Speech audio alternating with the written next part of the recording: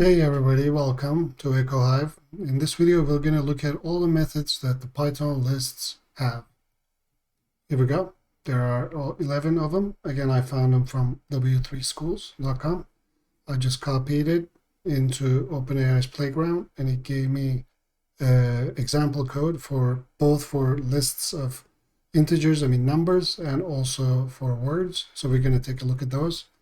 I also entered the same thing to ChatGPT, and it actually was more verbose in a way, which is nice. But then we'd have to copy each code separately. But you can definitely take a look at it. It's a great learning tool. And so let's begin. I just simply am going to copy. Before I continue, after I pasted the list of the methods that Python lists have, then I just said, please give me sample sample lists and code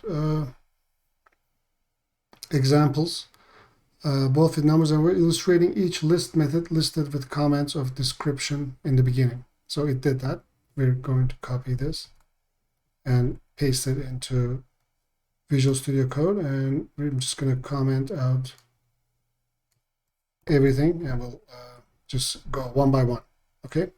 So the first one is the append method. This method adds an element to the end of a list. The numbers. In the case of numbers, if we have 1, 3, 5, 7, and add 9 to the end of the list, we say numbers.append 9, and then it should print this one. And for the words, our current lists have apple, banana, and orange, and we want to add mango, words.append mango, and we print it. So if we were to run this, you'll see that 9 is added and the mango is added. So this is append. Let me comment this. Let's actually delete it and move on to the next one. Here we go, clear. This method removes all elements from a list. For example, numbers list and the words list is the exact same. If we clear it and print them, then they return empty lists. So this is what the clear does. Moving on to the next one. Here is copy. So copy method creates a copy of the list. So we have a list, and then it says numbers_copy is the numbers.copy, and print numbers.copy prints the exact same list. So this is, I guess, interesting, useful if you want to copy a list. If you run this, we get the exact same copy. What if what if we were to numbers_copy dot append? Let's append 10 to this. Okay, let's forget about the words for now.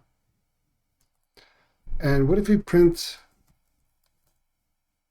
both the numbers and the numbers.copy? Because we added 10 to numbers.copy, right? If you run it, okay. So if you have an original list and you don't want to manipulate it, then you can copy it. So this is not manipulated like that. This is useful. Let's look at count. This method counts the number of elements within the specified value. So we have a list. Count how many ones are there in the list. So count ones equal number that count 1, and then count the ones. And here in the words, we're going to count how many times apple, and then when we run it, it gives 2 for each. Okay, we just assign the count to a variable and then print the variable, but you could have just simply also do it here as well. Numbers.count 1, and we should return the same numbers. Run it. Yeah, 2. Okay, this is pretty useful. Extend. Let's see. Extend. This method adds the elements of a list to the end of the current list. So we have 2 lists, number 1 and numbers 2, 1, 3, 5, 7, 9. Numbers 1 that extend numbers 2 adds the second list at the end of the first list. And the same with words. Words 1 extend words 2, and then orange and mango gets added. There we go. This is also pretty cool. Index. This method returns the index of the first element with the specified value. So the index of the first element with this. Okay, so for example, find the index of the first one, element 1, that is. Index first 1 is the number dot index 1. So this returns the index of the element 1, okay? And that index first 1 prints 0 because there are two 1 elements, but it returns the first element with the specified value, right? And the same is true for words. If the index of the first apple, which is again prints 0. If you run it, it prints 0, 0, and 0. Okay, let's take a look at insert method. This method adds an element at the specified position. So if you remember, append was adding it to the end of it. Now this is going to add the specific index. So if we want to insert 9 at index 2, then we say number.insert, and we first give the index and then the value to be added. And as you know, Python indexes start at 0, 0, 1, 2. It should print 9 at this second index position. Same with Mango. We want it in the first position, which should come right after Apple. We print it exactly as it suggests. Pop. Let's see what pop does. This method removes the element at the specified position. So if you have a list and we want to remove the element at index 2, which would be number 5, right? And with the words, we want to remove the index 1, which would be banana. If we run this, we have removed 5 and banana from the lists. Pretty cool. Now let's take a look at remove. This method removes the first item with the specified value, not the index, but the value itself.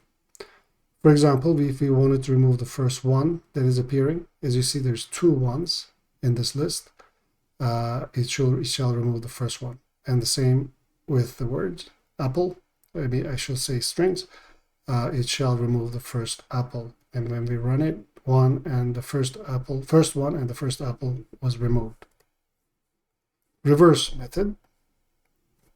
Let's take a look at it. Whoops. I guess I should close these. Reverse. This method reverses the order of the list. So we have numbers, which is in ascending order. If you reverse it, it goes descending. This works the same way with the strings or words. It just works like in alphabetical order. So if you reverse it, then O, B, A is in the descending order. If you run it, we get exactly the same result. Sort. Let's take a look at sort. This is the last method that we have. This method sorts the list. So 1, 3, 5. So it should be sorted. It sorts it automatically in ascending order, I believe. So it should do 1, 3, 5, 7. Yeah. And the same with the strings. It should sort it alphabetically, A, B, O, right? Apple, banana, and orange. If we run this, we get them in ascending order. But I believe numbers sort. Can we do reverse? Yeah.